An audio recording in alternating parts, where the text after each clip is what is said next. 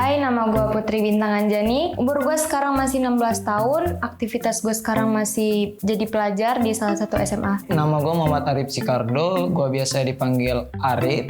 Aktivitas gue masih pelajar. Umur gue 18 tahun. Nama gue Melia Nur Intan. Biasa dipanggil Melia aja. Terus aktivitas gue tuh pelajar. Umurnya udah 17 tahun kemarin, Mei, bulan kemarin. Nama gue Tiffany Malinda. Umur gue 16 tahun dan aktivitas gue sekarang seorang pelajar. Nama gue Muhammad Abijar Alfaiz, biasa dipanggil Abijar. Umur gue sih 17 ya, Agustus kemarin. Dan kesibukan sekarang apa ya? Bisa dibilang ya sebenarnya sih pelajar. Cuman ya namanya dalam kayak gini nih, pandemi kayak gini ya nyari kesibukan lain lah. Aku Prawira Putra Pratama, aku 16 tahun dan kesibukan aku sebagai siswa SMA. Nama gue Salsabila Durlianti Serens, umur gue 16 tahun, gue biasa dipanggil Bella, aktivitas gue pelajar. Nama gue Anissa Syifa Sabila, biasa dipanggil Syifa. Aktivitas gue ya tetap sebagai pelajar, umur gue 17 tahun. Dampaknya yang tadinya gue belajar di sekolah, sekarang gue jadi belajar di rumah. Bagi gue dampak COVID-19 saat pembelajaran ini terasa gimana ya? Kalau bagi gue ya pendapat gue itu terhambat. Contohnya ya kalau dalam pembelajaran gawe gue ya terbengkalai gitu loh. Nggak efektif bagi gue. Apalagi pelajaran online. Banyak sih yang keganggu ya menurut gue sendiri. Soalnya kayak kita kan nggak bisa tatap muka langsung sama guru-guru. Terus kalau belajar secara kayak gitu kan lebih sulit ya nyampe ke ini kita pahaminya gitu menurut gue sendiri sih. Menurut gue sih dampaknya itu jadi belajar gue kurang kondusif kayak gitu. Karena materi itu kurang masuk gitu ke otak gue. Soalnya mereka kan cuma kayak ngasih penjelasan lewat link, jadi gue nggak dapet langsung ke pertemuan gitu, jadi gue nggak ngerti. Menurut gue ya, dampak dari COVID-19 ini cukup besar. Satu, dalam hal pendidikan. Kalau di pendidikan ini, ya pembelajarannya jadi kurang efektif gitulah. Sedangkan yang istilahnya kalau masuk langsung aja kurang nyambung ya, apalagi yang dari jauh gitu online. Sebenarnya dampak COVID-19 ini jelek pastinya ya, sangat tidak baik untuk pelajaran kami sekarang. Cuman ada sisi baiknya juga sih sebenarnya untuk belajar di rumah ini, karena kita kan bisa untuk lebih pendekatan pada keluarga. Awalnya kita belajar dari pagi sampai sore, sekarang kita bisa full time bersama keluarga. Itu sih kita kan nggak boleh ngeliat dari negatifnya aja tuh. Kalau kita ngeliat dari negatifnya aja, ya nggak bakal seneng kita belajar di rumah begitu loh. Menurut gue dampaknya itu sangat tidak efisien karena sangat mengganggu pembelajaran. Banyak anak murid yang absen langsung tidur. Terus juga kita tuh tatap muka aja susah untuk meresapi pelajaran gitu. Apalagi kita mau daring, itu kayak kurang masuk dalam otak sih menurut gua. Dampaknya kelihatan banget kalau misalkan kita sekolah, kita face to face sama guru. Kalau ada yang nggak ngerti kita bisa langsung tanya, langsung ngerti. Kalau daring ini agak susah juga, soalnya guru juga agak susah kalau dari HP ngejelasinnya. Semenjak masa pandemi dan diberlakukannya PSBB atau lockdown. Pertengahan bulan Maret setelah mid semester terakhir itu sih kalau dari metode pembelajaran online. Seingat gue sih pas bulan Maret pertengahan itu pokoknya gue tuh lagi mid semester yang hari pertama tuh langsung pas besoknya tuh langsung udah libur karena COVID ini.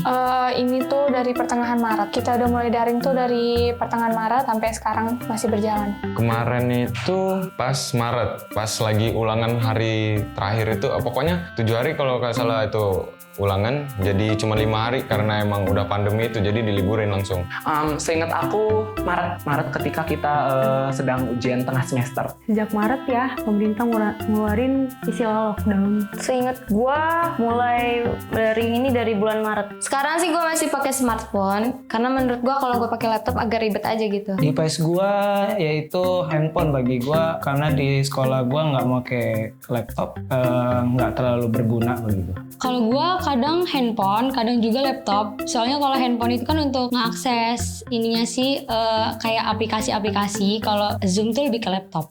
Lebih ke handphone sih, sebenarnya handphone dan komputer. Tapi karena komputer ribet, jadi gue lebih milih ke handphone. Device yang gue gunain sih biasanya handphone, cuman sesekali gue pakai laptop kalau buat kayak waktu pertama-tama kali daring itu kan pakai Zoom. Nah itu pakai laptop sih, karena HP kan HP1 boros baterainya, bisa jadi pakai laptop lah. Basically aku gunainnya sih dua sih sebenarnya, laptop sama HP, cuman aku lebih ke laptop. HP sama laptop. Tapi gue lebih proper ke laptop sih. Lebih ke HP sih, soalnya kalau laptop tuh dipakai buat Zoom doang, tapi Zoom itu jarang banget kalau sekarang. Sekarang di sekolah gue diterapin daring tuh aplikasinya Telegram, WhatsApp, sama Classroom doang. Aplikasi pembelajaran online yaitu Telegram. Sekolah gue nggak pakai Classroom, nggak pakai Zoom, udah itu. Ada banyak sih, ada Zoom meeting, ada LMS, ada Classroom, psikologi, semua kita orang pakai. Ada WA dan Telegram, tapi kita lebih dominan ke Telegram.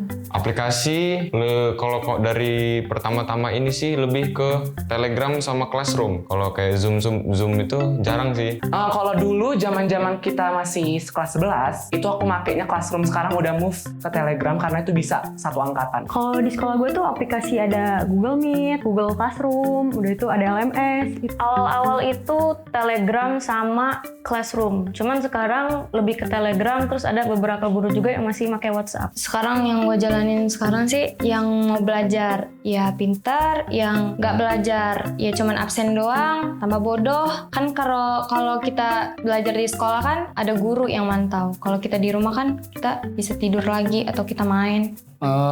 Kalau gue ya apalagi udah kelas 12 sih nggak terlalu belajar, nggak terlalu fokus karena nggak terlalu gimana ya kalau dijelasin itu ya efektif lah. Kurang efektif sih menurut gua, karena kan nggak ketemu langsung, jadi kan susah. Nah itu di situ susahnya. Itu kayak nggak kondusif karena kita nggak ketemu teman-teman, jadi kayak ngerasa sepi aja, dan kita lebih banyak ke mungkin nyontek, jadi kitanya nggak real dari otak kita. Tanggapan gue gimana ya? Bisa dibilang enak, bisa dibilang nggak enak. Soalnya kalau enaknya sih ya satu lebih santai kan, kita bebas mau bangun jam berapa, misalkan ini yang penting absen. Kalau nggak enaknya ya nggak enak. Ya bener, kayak kalau ke sekolah kita bersosialisasi lah sama kawan. Nah itu kan enggak, kalau ini jarang ketemu itu sih. Kalau menurut aku sih upaya pemerintah tuh pasti nggak sembarangan ya nyuruh kita belajar di rumah. Pasti ada maksud tertentu. Pasti pemerintah nggak ngasal lah kamu harus belajar di rumah, itu enggak. Itu juga untuk kebaikan kita semua. Cukup kita jalanin ya apa yang dilakukannya gitu loh. Jalanin aja kita sebagai mahasiswa, tetap belajar, tetap di rumah. Tanggapan gue tuh kayak kurang efisien ya, soalnya tatap muka langsung aja gue nggak ngerti apa yang guru omongin. Apalagi gue belajar online gitu, cuma dikasih tugas, terus gue kerjain, tiba-tiba deadline. Sebenarnya ini tuh udah pilihan tepat ya sama pemerintah untuk mencegah penularan COVID. Cuman masih banyak ada sebagian orang yang nggak suka gitu, belum bisa terima, kayak bosen gini-gini. Cuman kita harus stay at home gitu kan. Pertama yang sering tuh nggak ada sinyal, terus nggak ada kuota juga kadang. Waktu terus kuota dan terganggu dengan aktivitas pagi hari, misalkan tidur, ngantuk. Jaringan biasanya, apalagi kalau kadang mati lampu mungkin, jadi jaringannya hilang gitu aja kan. Jadi kayak kalau mau Zoom atau apa jadi susah. Mungkin lebih ke waktu, sinyal, dan kuota. Kalau kendala yang yang biasa gue alamin ya, itu kesiangan. Karena gue nganggepnya besok tuh gampang lah, jadi begadang gitu. Jadi bangunnya kesiangan gitu, absennya telat alfa kadangan. Mungkin masalah ini ya, jaringan atau kuota kali mungkin ya. Zaman sekarang anak-anak kan nggak bisa lepas dari kuota kan. Kendalanya pas saat mati lampu, jaringan jelek, belum HP gue lowbat. Kadang kuota juga jaringannya nggak bagus. Kendala gue sih mungkin lebih kayak sinyal wifi kan kadang suka hilang, kadang lancar. Enggak, karena gue kan cuma absen doang gitu kan. Kalau di sekolah kan kita ada yang mantau gitu, ada guru. Kita juga belajar disiplin. Kalau kita di rumah kan kita bisa absen terus tidur lagi, bisa juga kita main. Enggak, karena malah menjadi lebih buruk. Karena siswa-siswa ini terlalu sibuk dengan gadgetnya, terlalu sibuk dengan hubungan dengan pacarnya. Jadi sekolah dalam waktu online ini menjadi lebih buruk bagi gue. Belum sih, menurut gue nggak terlalu efektif. Kayak yang biasanya kalau ke sekolah langsung, ketemu guru langsung, itu udah beda banget sekarang. Kurang sih ya, karena kita tuh nggak dijelasin ya, apalagi matematika. Kita tuh nggak bisa tiba-tiba dikasih tugas dan ngerjain itu tuh nggak masuk. Gimana caranya kita nggak tahu. Jadi ya kurang ngasah otak kita aja sih. Yang pasti sih enggak. Kalau kata gue sih enggak ya. Karena ya gitu, kita yang ketemu langsung aja. Kalau gue yang ketemu langsung sama gurunya, tatap muka langsung itu aja nggak seberapa ngerti. Apalagi yang dari jauh gitu. Kalau itu sih tergantung pada pribadi masing-masing ya. Tergantung kitanya sebagai siswa. Kita harus manfaatin upaya sekarang sih dari pemerintah. Kalau misalnya kita nggak ngupayain yang terbaik, ya nggak bakal efisien, nggak bakal efektif. Kalau kita niat dan serius dan tahu alasan pemerintah kenapa kita suruh belajar di rumah, ya pasti kita fine-fine aja, it's okay dengan keputusan pemerintah itu. Jadi kita just study aja, belajar. Gak efektif sih menurut gue. Soalnya gue belajar face to face aja, gue suka nggak ngerti apa yang guru jelasin ke gue. Itu belajar daring, itu menurut gue agak ribet sih. Jujur nggak efektif sih ya, karena ya, kelihatan banget kalau kita sekolah kan yang dibentuk kan karakteristik, disiplinnya. Kan kalau kita di daring, kita jam 5 menit sebelum absen aja baru bangun, bahkan lewat. Kalau kita di sekolah kan jam 5 subuh paling udah bangun, jam 6 lah paling lambat lo bangun, kayak gitu sih. Kalau gue sih daring, karena kita bisa absen terus main, tidur gitu. Secara langsung di sekolah, karena kita pasti fokus dengan pembelajaran, guru juga menjelaskan, guru-guru juga langsung menjelas, kita mengerjakan tugas segala macam, jadi kita pasti fokus. Kalau belajar online sih enggak, no. Kalau menurut gue sendiri enak di sekolah, ketemu kawan-kawan juga kan, jadi kayak kita asik, bisa ke kantin bareng, kita bisa ya asik pokoknya. Menurut gue lebih jelas, lebih enak langsung lah. Karena kita banyak ketemu teman dan guru tuh ngejelasinnya secara langsung.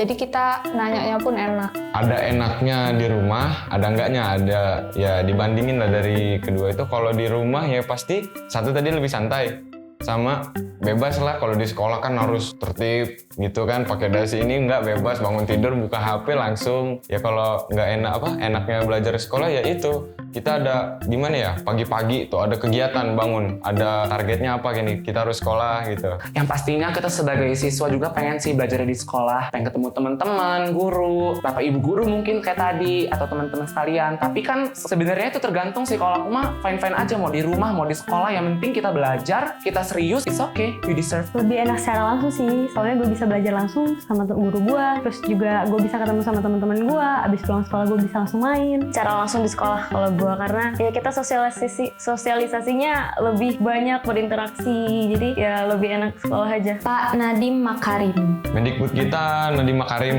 Kasih kuota dong Pak, kan biar semangat belajarnya. Buat Pak Nadiem, kami dari siswa-siswa pelajar Indonesia minta pesan dong. Contohnya kalau emang kita belajar online, tolong dong dikasih kuota untuk siswa-siswanya. Karena siswa-siswa ini membutuhkan kuota untuk belajar online sih. Terus tuh dipercepat dong, gimana caranya siswa-siswa ini nggak sibuk dengan gadgetnya. Jadi kalau fokus online tuh nggak sibuk. Mungkin menurut gua kayak kuota mungkin, karena kan kita Zoom terus tuh, apalagi kalau yang nggak pakai wifi mungkin pakai kuota terus, apalagi kan kalau Zoom tuh ngabisin kuota banyak. Jadi kalau bisa ada lah potongan biaya untuk kuota gitu. Pesan-pesan saya buat Bapak Nadiem, mungkin kita tuh lebih butuh kuota ya, mungkin apalagi untuk orang-orang yang kurang mampu. Mungkin kalau sebagian orang dia punya wifi jadi enak, tapi kalau orang yang susah untuk beli kuota itu benar-benar mengganggu mungkin. Dan terutama SPP itu kan dikumpulin ya dari bulan Maret, kita belum bayar, dan kalau nanti pas sudah masuk tiba-tiba kita harus bayar semua itu, mungkin nggak semua orang mampu Pak gitu. Jadi saya tuh kepengennya mungkin Bapak bisa lebih mengurangin ya gitu deh, toleransinya aja. Pesan sih kalau buat gua, ya kan kita belajar ini efektif ya, biar gimana ya rasanya kalau belajar langsung itu kan yang pasti lebih ngerti dibanding sama yang online. Maksudnya sih emang bagus kalau biar negara ini kayak ngikutin tren di negara maju lain ya kan, tapi ya kita lihat sikon anak bangsa juga sih, gimana masih ada banyak yang mager, sama kalau pembelajaran itu nggak ngaruh sih sama rambut. Makanya gue juga sukanya gondrong gitu, makanya sengaja aja nggak cukur gitu. Ada enaknya juga libur kayak gini. Terima kasih banget buat Bapak Nadiem Makarim udah bersusah payah, karena udah menciptakan, udah bekerja keras untuk kami supaya tetap belajar. Yang penting apapun yang Bapak lakukan pasti itu yang terbaik buat kita. Pesan untuk Pak Nadiem Makarim, kita kan sedang di masa merdeka belajar. Alangkah baiknya Pak Nadiem Makarim memberikan fasilitas yang memadai, terutama untuk teman-teman yang di desa, karena di sana tuh susah untuk sinyal, terus beda sama kita yang di kota.